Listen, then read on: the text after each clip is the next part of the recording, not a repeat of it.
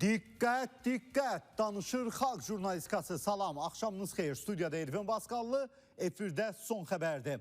Azərbaycan Respublikasının prezidenti İlham Əliyev Türkiyə Respublikasının Ədliyyə Naziri Akın Gürləki qəbul edib. Söhbət zamanı bütün sahələri əhatə edən Azərbaycan-Türkiyə qardaşlıq və müttəfiqlik münasibətlərinin uğurla inkişaf etdiyi məmnunluqla vurğulanıb. Ölkələrimizin Ədliyyə Nazirlikləri arasında səmərəli tərəfdaşlığın qurulduğu bildirilərək, əməkdaşlığın genişləndirilməsi ilə bağlı məsələlər ətrafında fikir mübadiləsi aparılıb.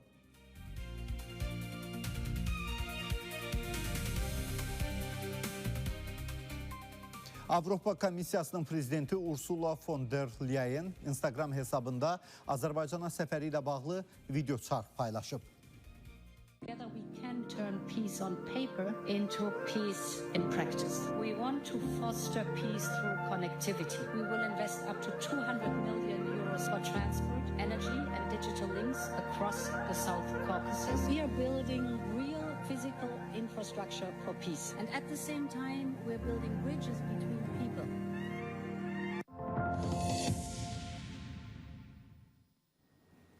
Heydər Əliyev Fondunun vitse-prezidenti Aidiyə İctimai Birliyinin təsisçisi və rəhbəri Leyla Əliyeva Yevlaxa səfəri çərçivəsində Səməd Vurğun adına 5 nömrəli tam orta ümumi təhsil məktəbinin yeni binasının açılışına qatılıb.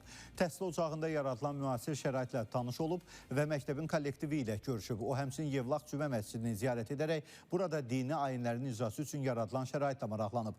Səfər çərçivəsində Leyla Əliyeva Aidiyə İctimai Birliyinin həyata keçirdiyi Gənc Arıçı layihəsinin iştirakçısı, Vətən müharibəsi və antiterror tədbirlərinin iştirakçısı Süleyman Süleymanovun ailəsini də ziyarət edib. Görüş zamanı ailənin arıçılıq fəaliyyəti ilə tanış olub, onlara hədiyyələr təqdim edilib. Leyla Əliyevanın iştirakı ilə Yevlax şəhərində abadlaşdırılmış yaşayış məhəlləsi də sakinlərin istifadəsinə verilib. O, ərazidə aparılan abadlıq işləri ilə tanış olub, Aidiyə könüllüləri ilə birlikdə mövsümü güllər əkib, uşaqlarla görüşərək onlara hədiyyələr təqdim edib. Ağdam rayonunun Quzanlı qəsəbəsində yerləşən Muğam mərkəzində Xocalı soyqırımı zamanı şəhid olmuş polis əməkdaşı Məzahir Əbilovun həyat və döyüş yoluna həsr edilən Adsız Qəhrəman sənədli filminin təqdimatı keçirilib. Beynəlxalq Avrasiya Mətbuat Fondunun hazırladığı filmin nümayişi ilə bağlı tədbirdə şəhid ailələri, qazilər və rayon ictimaiyyətinin nümayəndələri iştirak ediblər. Çıxış edənlər Məzahir Əbilovun Xocalının müdafiəsində göstərdiyi fədakarlıqdan danışıb, ekran əsərlərinin qəhrəmanların xatirəsinin yaşadılması və gənc nəslin vətənpərvərlik ruhunda tərbiyəsi baxımından mühüm əhəmiyyət daşıdığını bildiriblər. Qeyd edək ki, Məzahir Əbilov 1990-cı ildən Xocalda polis əməkdaşı kimi xidmət edib və 1992-ci il fevralın 26-sında Xocalı soyqırımı zamanı mülki əhalini xilas edərkən itkin düşüb.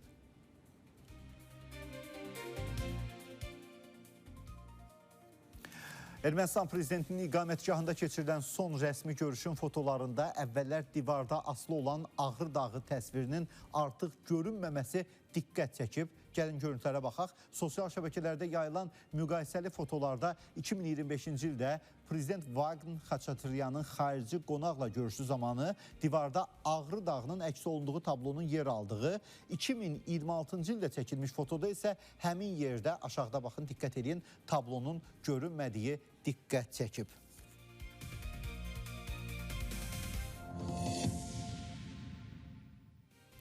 Ukraynanın Sumu vilayətinin Rusiya ilə həmsərhəd Velika Pisarevka rayon ərazisində 77 yaşlı Əliyev Elmar Mövsümoğlu dron zərbəsindən həlak olub. Elmar Əliyev avtomobili ilə gedərkən üzərinə Rusiya ordusuna məxsus əl bombası daşıyan drondan zərbə indirilib. Həmyerlimiz yerindəcə həlak olub. Əslən Beyləqan rayonundan olan Elman Əliyev Ukrayna vətəndaşı idi. Onun nəşi dəfn olunması üçün Azərbaycana yola salınıb. Cəm bir gün əvvəl də bir Azərbaycanlı tələbə, Tibb Universitetinin diplomunu alan Azərbaycanlı tələbə dron zərbəsi nəticəsində Ukraynada həlak olmuşdu. Allah rəhmət eləsin. Ukrayna hərbi qüvvələri Rusiyanın daxili yanacaq bazarını iflic etmək məqsədi ilə növbəti strateji əməliyyatını həyata keçirib. Ukraynaya məxsus zərbə dronları Rusiya Federasiyasının Nijni Novgorod vilayətində yerləşən və ölkənin ən iri neft nəhənglərindən biri sayılan Lukoil şirkətinə məxsus neft emalı zavoduna kütləvi hücum təşkil edib. Türkiyədə istirahət zonalarında eyni vaxtda iki böyük yanğın olub. Yanğın ocaqları İstanbulun Böyükada adasında və Alanyada qeydə alınıb. Böyükada adasında olan güclü külək alovun sürətlə yaxınlıqdakı meşə massivlərinə yayılmasına səbəb olub. Yanğının söndürülməsində həm fövqəladə xidmət briqadalarının yerüstü bölmələri, həm də aviasiyası iştirak edib. Yanğın söndürənlər təhlükəli zonada olan insanları təxliyə ediblər. 4 nəfər xəstəxanaya yerləşdirilib. Hazırda ərazidə yanğının söndürülməsi üzrə işlər davam etdirilir. Daha bir yanğın isə Alanyanın Güllər Pınarı rayonunda yerləşən otellərdən birində baş verib. Oteldən yüzlərlə turist təxliyə edilib, yanğın lokallaşdırılıb və yayılmasının qarşısı alınıb. Ölən və xəsarət alan yoxdur. Yanğının səbəbi hələlik müəyyən edilməyib.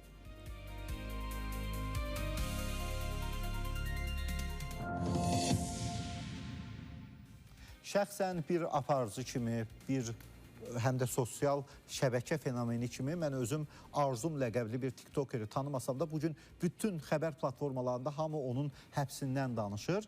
Bir şey ki hamı tanıyır, bu haqda xəbəri sizə təqdim edeyim. Deməli Arzum ləqəbli tiktoker İlduzə Hacıyevanın cinayət işi üzrə məhkəmə araşdırması başa çatıb. Bugün Xəzər rayon məhkəməsinə keçirilən son iclasda hökm elan olunub. Məhkəmənin hökmü ilə təqsirləndirilən şəxs ölümlə nəticələnən yol nəqliyyat hadisəsi törətməkdə və hadisə yerini tərk etməkdə təqsirli bilinib. İlduzə Hacıyeva ümumi rejimli cəza çəkmə müəssisəsində 5 il 2 ay müddətinə azadlıqdan məhrum edilib və məhkəmə zalında həbs olunub. Qeyd edək ki, hadisə ötən ilin iyununda Mərdəkan qəsəbəsində baş verib. Gecə saatlarında Çanqan markalı avtomobili idarə edən İlduzə Hacıyeva, yəni Arzum ləqəbli tiktoker sola dönmə manevr edərkən arxadan gələn Mercedes markalı avtomobillə toqquşub. Nəticədə Mercedes idarəetmədən çıxaraq maneəyə çırpılıb və bir neçə dəfə aşıb. Qəza zamanı avtomobilin sürücüsü 29 yaşlı Amal Məlikov hadisə yerində həyatını itirib. Həyat yoldaşı Sənubər Muradov isə ağır xəsarət alıb. Şəki rayonu Qudula kəndinin sakinləri yenə qaynar xəttimizə müraciət edib. Kənd daxili yolların su altında qalması ilə bağlı müraciət edirlər, şikayət edirlər. Onların sözlərinə görə yaranmış vəziyyət səbəbindən işə gedib gəlmək demək olar ki, mümkünsüzdür. Sakinlər bildirir ki, yüksək gərginlikli elektrik naqillərinin su ilə təması baş verərsə, bu ölüm təhlükəsi yarada bilər, ölümə səbəb ola bilər. Onlar aidiyyatı qurumlardan məsələyə təcili müdaxilə etməyi və problemin aradan qaldırılmasını xahiş edirlər. Ardıcıl 2 gündür bu haqda xəbər təqdim edirik və düşünürük ki, bu kifayət qədər ciddi bir problemdir. Həqiqətən də aradan qaldırılmaması təhlükədən xəbər verir. Qaynar xəttimizə növbəti müraciət Bakı şəhərinin Balaxanı qəsəbəsi sakinlərindəndir. Balaxanı qəsəbəsi ilə Sabunçunu birləşdirən Təbriz Xəlilbəyli küçəsində zavod yolu kimi tanınan ərazidə yolun bərbad vəziyyətdə olması illərdir ciddi problem yaradır. Onlar bildirirlər ki, yolun asfalt örtüyü sıradan çıxıb, ərazidə iri çalalar və su gölməçələri əmələ gəlib. Yolun bu vəziyyətə düşməsinə səbəb naməlum şəxslərin traktor, KAMAZ və digər yük avtomobilləri ilə əraziyə torpaq, gil və müxtəlif tullantı qarışıqları gətirib tökməsidir. Ağır tonnajlı nəqliyyat vasitələrinin hərəkəti asfalt örtüyünün dağılmasına səbəb olur. Yol kənarına tökülən torpaq yığınları isə yağış sularının axınının qarşısını alıb. Nəticədə cüzi yağıntı zamanı belə bu ərazidə iri su gölməçələri yaranır və bu vəziyyət aylarla davam edir. Sakinlər və həmin yoldan istifadə edən marşrut sürücüləri aidiyyatı qurumlara və bələdiyyəyə müraciət etdiklərini bildirsələr də problem həllini tapmayıb. Qaynar xəttimizə daha bir müraciət Quba rayonu sakinlərindəndir. Sakinlər əsas magistral yoldan Ərməki kəndi vasitəsilə Alız kəndinə gedən 6,5 kilometrlik yolun bərbad vəziyyətdə olmasından şikayət edirlər. Sözgedən yol bu günədək asfaltlanmayıb və uzun illərdir yararsız vəziyyətdədir. Quba rayonunun ən gözəl kəndlərindən biridir, amma yolu çox bərbaddır. Zəhmət olmasa Ərməki kəndi, Yuxarı Dicah və Alız kəndi 6,5 kilometr asfaltdan aralı yolu pis gündədir. Qaynar xəttimizə növbəti müraciət Binəqədi rayonu 28 May qəsəbəsinin sakinlərindəndir. Sakinlər kanalizasiya xətlərinin daşması səbəbindən yaranan antisanitar vəziyyətdən şikayət edirlər. Problem uzun müddətdir davam edir və ərazidə həm xoşagəlməz qoxu, həm də sağlamlıq üçün risk yaradan şərait formalaşıb.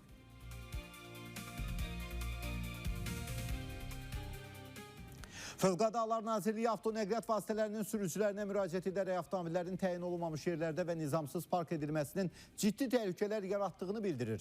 Bəzi hallarda qaydalara əməl olunmaması yanğın və digər fövqəladə hadisələr zamanı yanğın söndürmə və xilasetmə texnikasının hadisə yerinə operativ çatmasına və çevik müdaxilə imkanlarına mane olur. Fövqəladə Hallar Nazirliyi sürücüləri avtomobilləri yalnız təyin olunmuş yerlərdə park etməyə, nəqliyyat vasitələri arasında zəruri məsafəni saxlamağa və xüsusi təyinatlı texnikanın sərbəst hərəkətinə şərait yaratmağa çağırıb.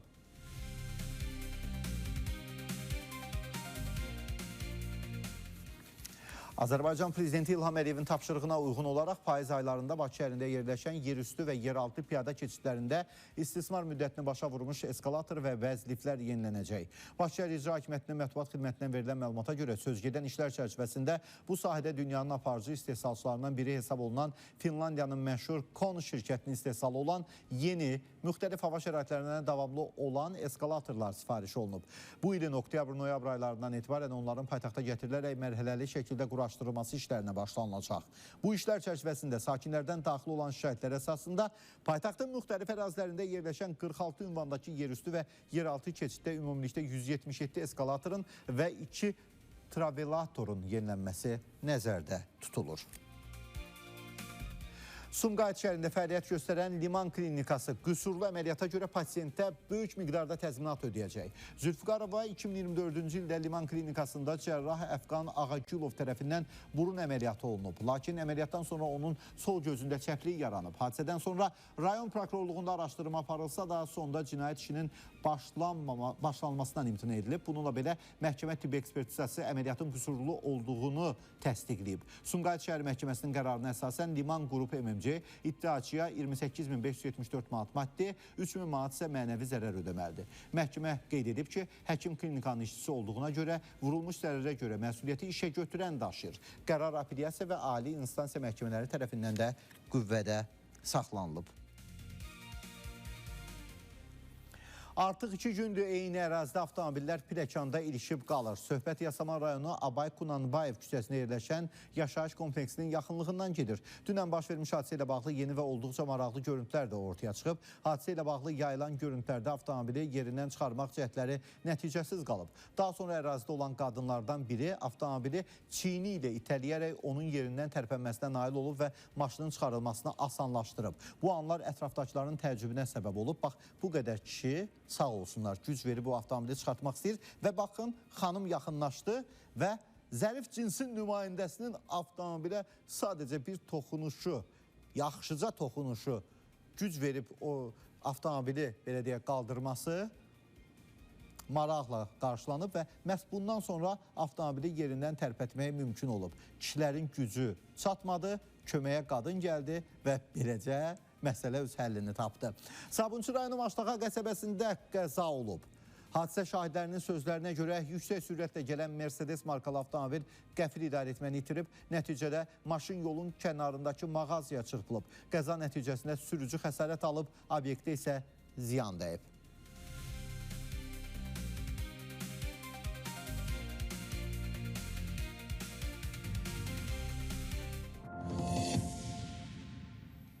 İranda sabiq ali dini lider Əli Xamneyinin dəfn mərasiminə hazırlıq işləri son mərhələyə çatıb. Vida mərasimləri ölkənin müxtəlif şəhərlərində bir neçə gün davam edəcək. İyulun 5-i və 6-sında Tehrandakı İmam Xomeyni adına ibadət kompleksində kütləvi vida mərasimləri keçiriləcək. İyulun 7-sində isə paytaxtda İmam Hüseyin meydanından Azadlıq meydanına qədər nəhəng dəfn yürüyüşü təşkil olunacaq. İran hakimiyyəti həmin yürüyüşə 15-20 milyon nəfərin qatılacağını proqnozlaşdırır. Daha sonra mərasim şiələr üçün müqəddəs sayılan Qum şəhərində davam edəcək. İyulun 8-də cənazə İraqın Nəcəf və Kərbəla şəhərlərinə aparılacaq. İyulun 9-da isə Əli Xamneyi doğulduğu Məşəd şəhərindəki İmam Rıza ziyarətgahında dəfn olunacaq. Dünya çempionatının 16'da bir finalında Cabo Verde ilə qarşılaşacaq Argentina millisi maçın keçiriləcəyi Miami'yə gələrkən ciddi yoxlamalarla üzləşib. Amerika Birləşmiş Ştatları polisi futbolçuları bir-bir yoxlayıb. Argentinalıların ulduzu, dünya ulduzu Lionel Messi isə bu yoxlamalara gülərək reaksiya verib. Əslində belə də olmalıdır. Messi də olsan, gömrükdə yoxlanmalısan. Taylandda Mukdahan bölgəsində valideynlərindən icazəsiz avtomobili götürən 11 yaşlı uşaq idarəetməni itirərək 34 nəfərdən ibarət rahib qrupuna çırpılıb. Nəticədə 9 rahib həlak olub. Onlardan 5-i hadisə yerində, daha 4-ü isə aldıqları xəsarətlərdən Mukdahan xəstəxanasında həyatını itirib. Qəza zamanı daha 13 nəfər yaralanıb.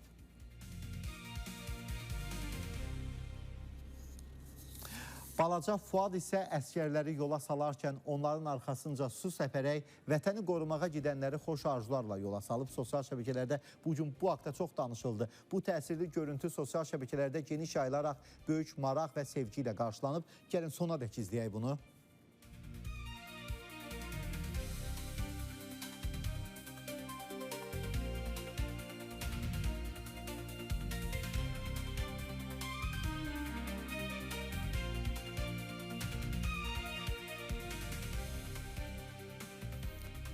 Və maraqlıdır ki, əskərlərimizi aparan avtobusun arxasınca su atan Fuadın gözləri də yaşarır. Anası onun kövrəlməsinin səbəbini soruşur. Mən özüm də bu haqda danışa-danışa kövrəldim. Gələcəyimizin əskərini Allah qorusun. Allah bütün əskərlərimizi və bütün xalqımızı qorusun inşallah.